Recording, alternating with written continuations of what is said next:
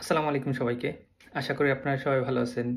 Student success solutions এর পক্ষ থেকে আপনাদের সবাইকে জানাচ্ছি স্বাগতম। আজকের ভিডিওটি মূলত যারা ২০২৫ সেপ্টেম্বর ইনটেকের জন্য সুইডেনে ভিসা অ্যাপ্লিকেশন করবেন তাদের জন্য।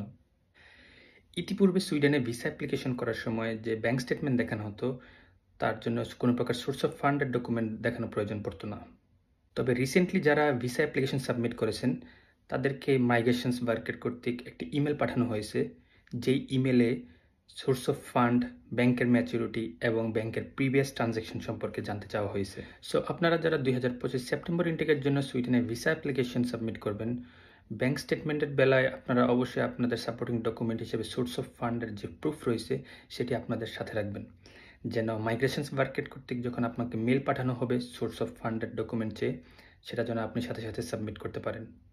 সোর্স অফ ফান্ডের সাপোর্টিং ডকুমেন্ট হিসেবে যদি আপনার স্পন্সর ব্যবসায়ী হয়, তাহলে সেক্ষেত্রে ব্যবসায়িক trade licence, tin certificate, tax certificate এগুলো সাথে রাখবেন, যেন মাইগ্রেশনস ওয়ার্কের আপনাকে মেল করার সাথে সাথেই যেন আপনি সেগুলো সাবমিট করতে পারেন। আর যদি স্পন্সর কোনো প্রকার জবের সাথে রিলেটেড থাকে, তাহলে জব সার্টিফিকেট, স্যালারি স্লিপ এগুলো সাবমিট করতে হবে।